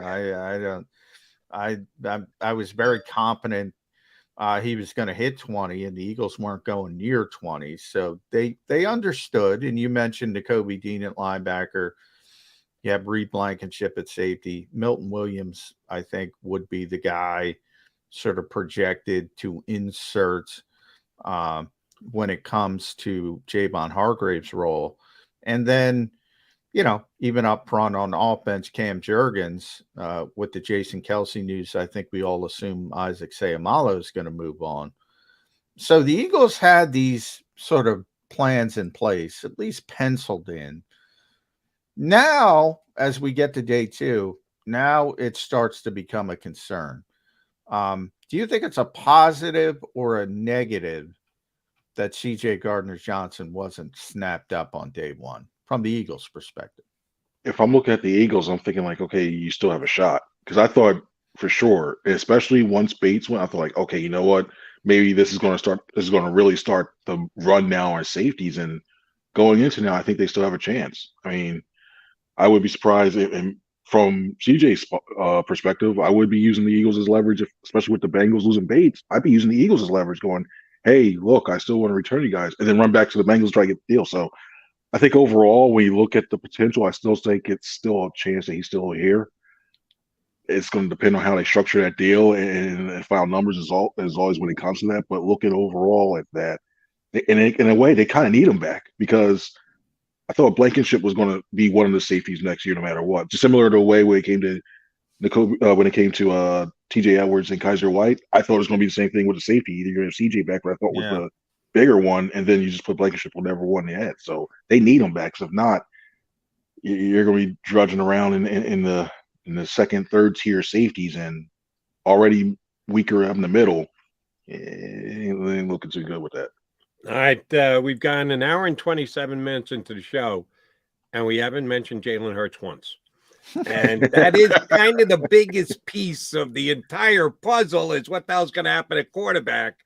And everybody's got their opinion, and everybody has to at least take a guess at the time frame and the way that it's going to play out. I'm one of those who's not as optimistic as others. I think that if I were Jalen Hurts, if his agent asked me, I'd say, sit tight. You want to do what's best for your client? Just sit tight. I think that basically they have to wait until Lamar Jackson gets done. If you want to wait till after Burrow and after Herbert, you may be waiting all the way till after camp opens up. I don't know that either of those deals are going to get done. But Lamar Jackson's going to want to play somewhere, or does he? If you're waiting for one more deal to get done, if you're Jalen Hurts, do you want to go first? No, you would rather go after. It always, not always, 98% of the time, the numbers go up. So if I'm Jalen Hurts' agent, I'm waiting, I'm being patient. But can there be too much patience? Is there a chance that we leveled off? Jimmy G got his deal yesterday. Oh, by the way, I think value for the Raiders. I don't know if he's going to win anything for the Raiders, but he gives them a chance, and I didn't think they overpaid for him. But what's going to happen with Jalen Hurts? And do you agree with me, Chris Franklin, that some other domino has to fall before Jalen Hurts and the Eagles come to an agreement on a new deal? I think the Lamar Jackson one is the one you want to have, and that's the one you want to wait. But I think that's going to go all the way into training camp. And I think if I'm Jalen Hurts, I'm wanting that to drag a little bit more into the training camp because the last thing that the Eagles want to have going into this with all the changes they have is have all of us asking, hey, you know what's going on with the Jalen Hurts extension every day, saying where you're at, and and you don't want to confound and like take away from that become a distraction upon the other stuff you have. So if I'm Jalen Hurts, I'm waiting. I'm trying to see what happens there. Mm-hmm. And same with Burrow, same with Herbert. I mean, there's all that talk about collusion and everything when it comes to certain when it comes to Lamar. I mean, if I'm talking to some of the agents, maybe slip back and go, hey, you know what? Let's all wait a little bit and see this and put a little pressure on them because I'm pretty sure the Eagles. Okay, you know what? Let's put this. Let's get this money. Let's get this done and over with when it comes to that. We know the Eagles want to go first. You know it. I mean, that's what they do. They want to save as much money as possible, and that's the way to go. But they know the framework. They know where it's going to be. So it's not like it'll hamper them too much when it comes to planning. Howie Roseman, Jake Rosenberg are very good at the budget part of that. I asked Jody this. I'm going to ask it to you, Chris, because I get the feeling for the most. I mean, I don't get the feeling. I know the Eagles are very disciplined when it comes to spending and valuation and where they're going to put their money into what positions. We all know offensive, defensive line, obviously quarterback. Are they too disciplined at times? They don't value off-ball linebacker. We'll go back to TJ.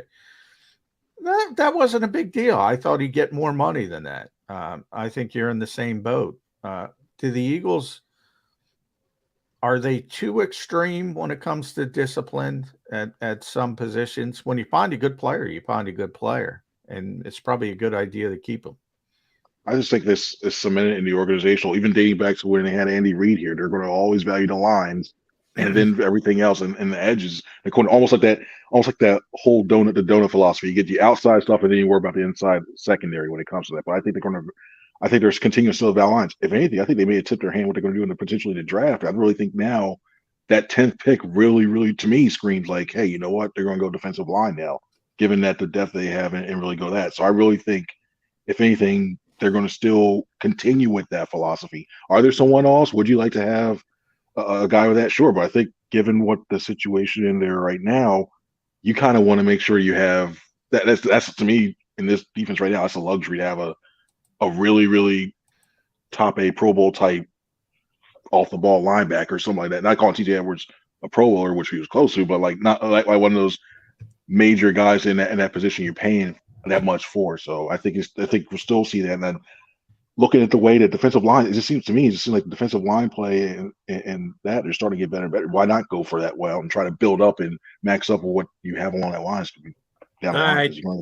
I asked this question of Marcus Hayes, so I'll put it to you as well.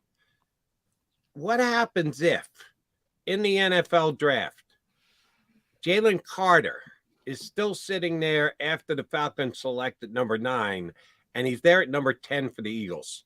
There will be teams that have passed on guys. Some of them need quarterbacks. If you got to take quarterback, you got to take quarterback. Most people have him ranked as either the best talent in the draft or second to the Alabama edge rusher. I know you haven't done your research yet. How much do you believe you will have to do your research to find out if Carter is too risky a pick for the Eagles to take at 10? Because on talent, we know he's not. On character, it's a question mark. How much research you planning on doing between now and the draft? Do you go, stop, Jody, he's off the board. There's no way he gets down to 10.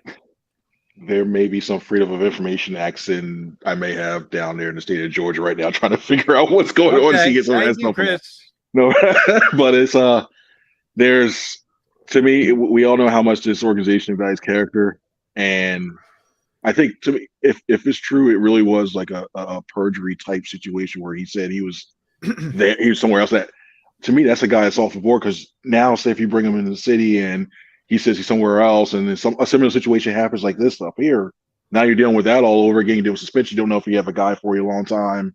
I would have some serious questions. So I want to see how the investigation plays out. I want to see some of the stuff they have, and then from there, if it's what they're alleging, then for me, he's off the board. Yeah, well, I would text Dom and say, look, but is he on the board or off the board? Because if he's at 10 and he's on the board, they're taking him. I got to ask that question on another radio show. They asked me if Jalen Carter's there, or the kid from Oregon, Christian Gonzalez, Derek Witherspoon, and Jalen Carter, who you picking? It's not even a stinking conversation for the Eagles. If they if he's on the board, they're taking Jalen Carter. Jeffrey Lurie has proven he will give people second chances, but they'll do their due diligence. That's why Dom has the big title, assistant to the GM. It's his job to ferret out all this information. If he's on the board and he's a 10, 100%, they're taking him. They're taking him. Unless Dom finds reasons not to take him. No, I'm saying if he's on their board.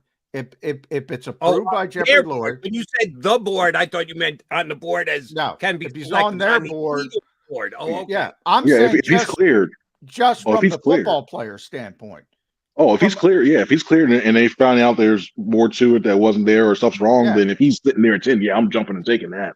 But if it's that stuff is proven what he's alleged to have done, he's getting he's out. He's out there. And that's why I say, Dom's the guy. That's his job to figure out that information, and ultimately it's Jeffrey Lurie's decision. Anytime, whether it's Michael Vick or Deshaun Jackson, when he had the anti-Semitic problems, and many times over the years, he has proven he will give people second chances. And if Jeffrey Lurie approves it, I mean, then it comes down to Howie Roseman. What I'm saying is, if it's approved, I don't give a, Derek Witherspoon, Christian, they're taking Jalen Carter. Yeah, and if that's the case, if he's on there, I'm taking Carter. I'm trading back my 31st, getting a couple extra picks, taking Ringo, and going from there as well too. Keely Ringo for Georgia, and then trying to figure out some of this other stuff. I think that would be the play if that's the case that he's there. But I think you're both underselling the fact that the Eagles petitioned the league to allow players to wear number 0. The Philadelphia Eagles felt the necessity to do this, and I think it's more than just a coincidence that Christian Gonzalez wore it at Oregon this year. They're kind of tipping their hand that he is their number 1 cornerback choice, and if Bradbury is elsewhere, and you're right, Card's just too talented a player to pass on, but if he is done and gone, Gonzalez seems to be the most logical guy for them to pick. They don't usually pick corners this high either, but if Bradbury's done and Slay's a question mark, it's going to be a corner they're pick at number 10, right, Chris? Or it's a hell of a red herring to make 0 is throwing it out there. Oh, 0. It's Gonzalez. Oh, wait, never mind. Oh, yeah. You're telling me the Eagles are okey doke in the NFL? They're just doing this to mislead everybody. There have been allegations they were the smartest people in the room. I remember hearing that back before I was even on the beat. There was allegations of that too. So hey, that's a heck of a way to put it out. Like, we want 0. Hey, they just lost Javon Hargrave. If they lose Fletcher Cox, we know Linball and Dominican Sue aren't going to be back. That's a lot of production. You got to replace a defensive tackle. It's okay to say, all right, we expect Jordan Davis to step up. We expect Milton Williams to step up, even Marlon Tuipulotu. But, defensive tackle might be the biggest need if they lose Fletcher Cox as well on this entire team right now, considering how they build. Yeah, and that would be the spot. And then I think this draft is really deep also when it comes to corners back all the way down to late 2nd round, early 3rd round. So I think you can still pick up a guy who's serviceable enough that can compete for the starting job, especially as well too, and then go from there. So yeah, I feel comfortable enough with that quarter. I'd rather get a bigger impact interior guy that can push the pocket inside and allow Hassan Reddick and Josh Sweat to have a better chance to do their thing. And then look at the corners because we know how much they play zone and everything, or expected to play zone now with the size. So I'd rather run with that risk. All right, then again, another thing that we probably undersold today, but it's because most of us expected it. And I'm pretty sure I know John and I were of this position. I'm pretty sure you were too, Chris. Jason Kelce's back. Most of us believed that was going to happen. It's never done till it's done, and it became done yesterday. And they also got a 1-year deal done. They didn't just allow Jason to go, hey, I want to play again, and then not get a deal done. So the deal's in place. They just haven't released details on it, which means they're probably, if Isaac Seumalo walks, and oh, by the way, watch out for the Bears jumping in there too. They still got a whole bunch of money to spend, and you may already went Nate Davis. Yeah. I don't think they're going Isaac now because they made their decision at guard and they signed Nate Davis, which again, bad decision. I'd rather have Isaac Seumalo. Same here because you got the position flexibility, and you also got a guy who can teach, who's shown that he can also help teach some of the other guys. I mean, you hear the way Jordan talks about Isaac and the way he helped him breaking down film and everything else, and you got a guard that pretty much has a center's brain that knows how to figure out the protections, where to go, and he's still playing at a high level athletically. So that's the one I was like, wow, he went before Isaac. All right, power to him. But all right, so if we at least work under the assumption that Isaac isn't back, are we sure Cam Jurgens is ready to step in and be Isaac Light at right guard for the Eagles this year? It's a question mark. In Stoutland we trust, so it's a foregone conclusion the Eagles be perfectly fine there, or to use a phrase my partner likes to use, there's startup costs attached to throwing a guy in for the first time. How confident are we in Jurgen just stepping into the right guard position? I think you always have a chance, especially when you have Stoutland. I mean, when you have guys like Sua Opeta that can fill in and do okay for spots here and there, I think we got the guy with the athleticism of Jurgens. I think he'll be all right. It's almost like watching Isaac early on all over again, where in fact you got a guy who's thinks going to be the replacement for Kelsey, and then he slides over, but then he's athletic enough to play there. How many heir apparents are we on for Kelsey now? Yeah, see that 3. We're like 4. It's like the 5th, almost like 4th generation. Like, hey, we got a new guy. Yeah, I'm still staying. See you later. And that one, Larry Dixon. Oh, no, I'm staying. We're going this way too. By the way, to kind of piggyback off Jody's thought, I'm not sold on any of these guys. I think people are just, saying, oh, we'll be fine with Jordan Davis. We'll be fine with Nakobe Dean. We'll be fine with Cam Jurgens. We'll be fine with Reed Blankenship. I think there's going to be some startup costs, as Jody said, with all these players, every single one of them. But they got some of it out of the way with Jordan, some of it out of the way, ironically, with Reed, because he was undrafted, but they had some injuries. Nakobe, I think, played 35 snaps, and Cam was 30-something as well. I can't just assume these guys are going to go and play like Isaac Seumalo and TJ Edwards. I think that's kind of pie in the sky. Maybe long term they're better, but short term, I think there's going to be some issues. See, I think Dean fits in right now. I have more confidence Dean's going to fit in right there right away and be more impactful, I think, than Jordan Davis, at least right now. I think right there. I think that whole defense is going to take about a couple of games into the regular season before they start to feel comfortable with the new system, especially if they change the verbiage and the terminology and stuff and try and get used to what Desai wants.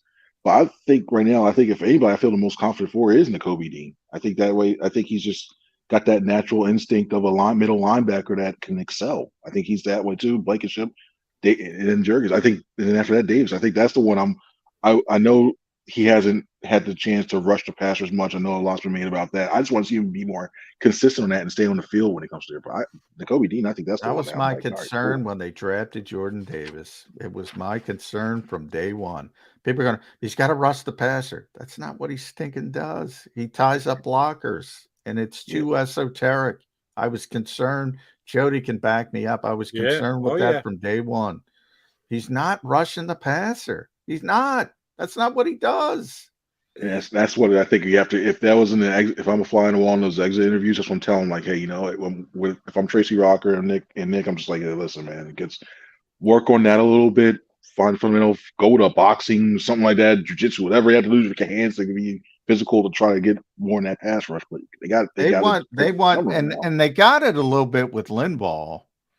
They just want, there's a reason the other guys got 70 sacks when you're taking up two blockers all the time.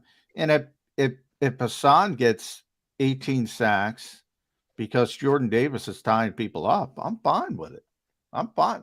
I'm fine with it. But I don't think everybody else is going to be fine with it. No, when you move up in the first round to take a guy and you go, hey, he took up 2 blockers. They just can't wrap their head around. They need a stat to back it up to justify being picked in the middle of the first, moving up in the middle of the first round to take a guy. All right, C. Franklin, need you to give me the definitive answer here. Right. It's hypothetical. Assuming Kaiser White goes elsewhere, who is the most plug-and-play linebacker the Philadelphia Eagles have, not named Nakobe Dean, which we really don't even know if he's plug-and-play, but somebody else has got to play linebacker for the Eagles? Is it Sean Bradley? Is it Christian Ellis? Is it Davion Taylor? Or is it D, none of the above? I think it's Davion Taylor. That's the guy. I think, especially when you look at that Joker/Will position, that's the most athletic guy. You got to hope that he's healthy enough to stay the whole thing. I think Sean is, if they decide to go, like, say, and granted, they don't have 3-4-4-3s or that. If they wanted a second middle inside linebacker, I think Sean would be good in that spot if they use that type of thing. But when it comes to having that Will/Joker guy, I think Davion's the guy that they got. If they don't take anybody in the top 3 rounds as a linebacker, that's the guy I think they're going to try to bank it on. And I feel like we've been in this conversation for 3-4 years now since he got drafted. Like, well, you hope he made the strides, and you hope you see the athleticism. He's still learning. Well, you've been in the league now for a little bit. Yeah. Now time to put up. Yeah. And DJ Elliott's got a history with him. He coached him at Colorado, the new off-ball linebackers coach. So we'll see how that shakes out. What about the coaching staff? The defensive coaching staff specifically, Chris. Sean Desai, they go with Sean over Denard Wilson. So obviously Denard out the door to Baltimore. I mentioned DJ Elliott is the linebackers coach. They got Tracy Rocker back. They Jeremiah Washburn is still here. They hired a slot guy also with a Temple background, a WCU guy. I forget his name. Do you remember his name? Was it Ronell Wilson or something like that? Yeah, Ronell. And we don't know who the secondary coach is yet. It could be DK McDonald. They haven't announced DK's role, but just the upheaval, because it was so much continuity. Very rarely, in this league, we see the exact same coaching staff. Essentially, we got that. A couple guys got promotions, but all the key components were back. The Eagles go on this run. Now you have all this upheaval. Just mentioned all the moving parts on defense. No Shane Steichen, new play caller. Shane was a really good play caller. It's another one everybody's just assuming, it's going to be the same. How concerned are you with all the moving parts on the coaching staff? I'm not too concerned as of right now, especially when it comes to Brian Johnson calling plays. I think he's going to do a decent job when it comes to that to start out with. I think I don't have any concern on that. Offensively, the offensive side of the ball, I have no concerns whatsoever. Defensively, there's a lot of I personally, before going in, I thought Denard should have been the guy. I honestly did, because I thought, and I think it means a lot that when your players go to bat for you, not just position players, when your players go to bat for you, and you bring this, you just had an attitude and count. It's like, I thought he just would have been a good fit, and he's not. He's moved on, so we go on and Sean Desai, and so I can do the same thing. He can win the players over being this too. But I just look at this and I'm like, it's going to take a little bit. And the fact that it's almost the same system in a way, maybe it's taught differently. Maybe that helps out. Maybe the man-to-man principles in the back, maybe that helps out a little bit more. It's clearer, more concise. I don't know. But it's that's where I have a lot of questions on right now, and I'll give them a chance to see how they do on that. All right, see, Franklin, I asked you my favorite question, which is a hypothetical, completely unfair. My second favorite question might well be the crystal ball question. Well, so get that Eagle crystal ball out and tell me who will have the most carries this year for the Philadelphia Eagles. When 2023 is wrapped up, the individual who's had the most rushing attempts will be who? That's a good one. I'm going to go with somebody who's not on. Yeah, I'm going to go to be determined. I'm going to go with you, the big TBD, because he ain't here yet.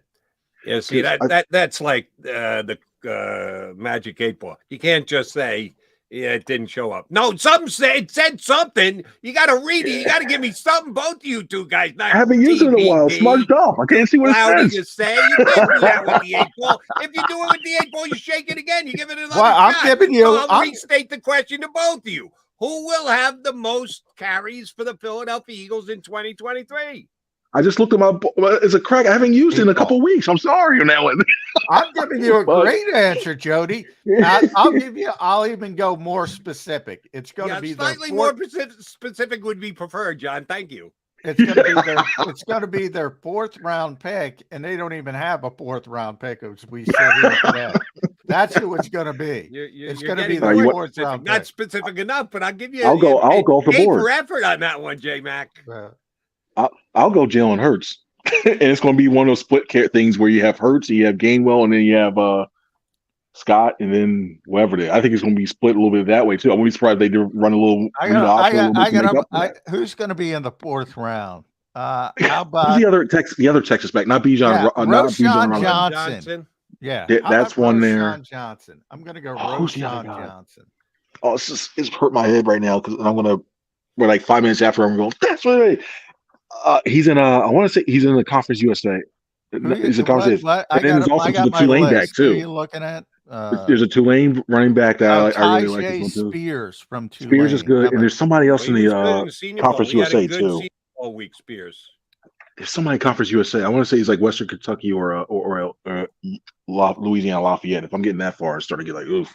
I don't have them. I go 25 deep on this list of running back. I got an Alabama Birmingham guy, Dwayne McBride. Yes, maybe it's him. Maybe it's him. Yeah. Yeah. How about that kid from Pitt? I'll butcher his name, but I heard good things about him.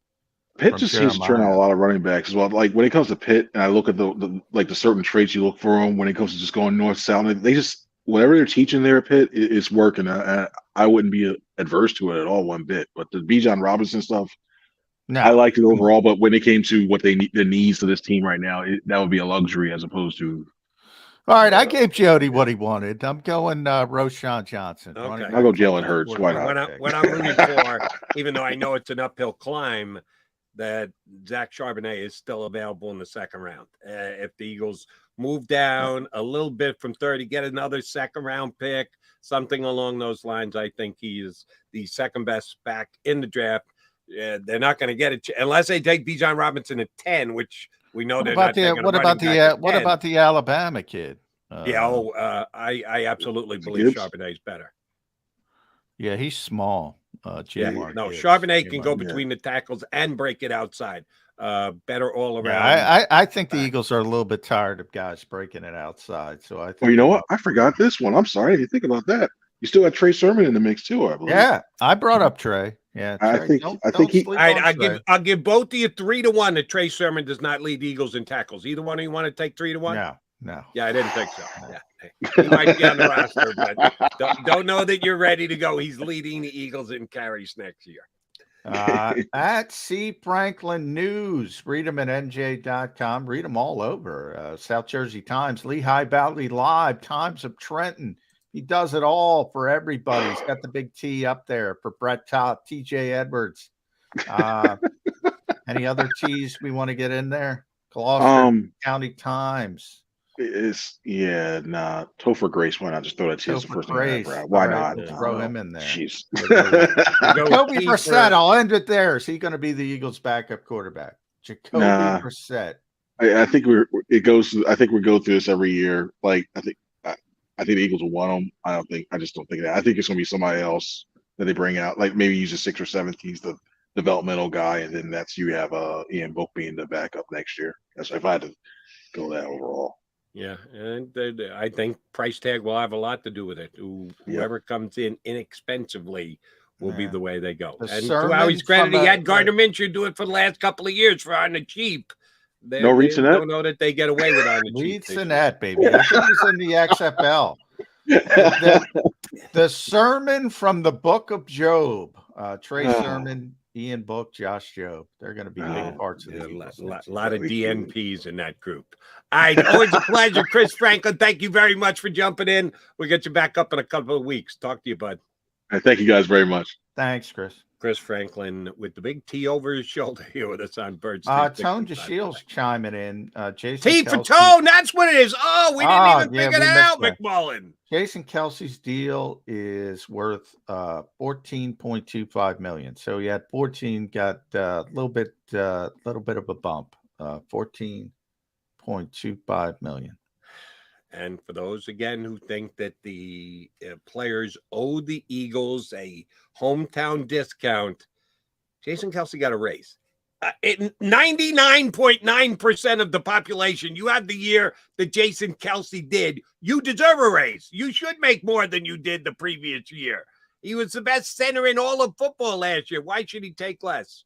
Some Eagle fans think. He's also got $500,000 in incentives, so he can get up to 14.75. What incentive do you give? Probably all 17 games, I would think. Probably games. Who knows? He's going to play all 17 games. If he's half dead, he's going to be out there playing. And he'll probably get 14.75. That's the point. Yeah. Exactly right. All right, Johnny Mac, Jody Mac. We're coming back to put a bow on the show here on Birds 365. Go to get your game on. Go for the beers. Go for the cheers. Go for the hit and the hits. Go for the steaks and the steaks. Go to get your parlay on. Go to get your party on. Go for the scene. Go for the screens. Go for the gallery. Go for the win. Go to Ocean. Visit theoceanac.com to plan your visit. At Pond Lehocky, we've recovered billions of dollars for our clients, and we're confident we can do the same for you. With over 250 years of combined courtroom experience, we've helped over 100,000 injured clients obtain some of the largest settlements in Pennsylvania. One conversation is all it takes to help you and your family get back on track. If you've been injured in an accident, give Pond Lehocky a call. Hi everybody, my name's Jason Lombardi. I'm an inspector at DryTech. At DryTech we offer three major services, the first one being basement waterproofing. The second service we offer is foundation and structural repairs. And then the third service that we offer is mold remediation. If you feel you are having a waterproofing issue, give DryTech a call or check us out online.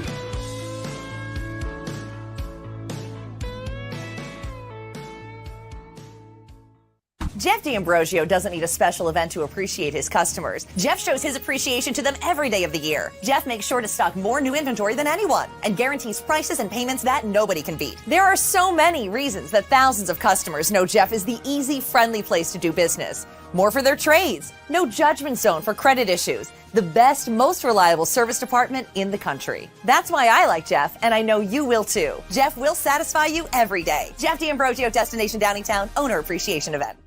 We all know that taxes are just part of life. It's true during our working years, but also in retirement. But what you might not know is up to 85% of your Social Security benefits might be taxed. Our team at Thrive Financial has helped retire thousands of people across the Delaware Valley by asking questions they never knew they needed to ask, including how their Social Security benefits might be taxed. It's time to be proactive on taxes. Get your Thrive Retirement Tax Playbook today. Plan your day with confidence. Keep the umbrellas on hand. With Action News and AccuWeather. Numerous tornadoes. Your go-to team when severe weather strikes. The water is still rising. Keeping you prepared wherever you watch. Action News and AccuWeather. The team you trust.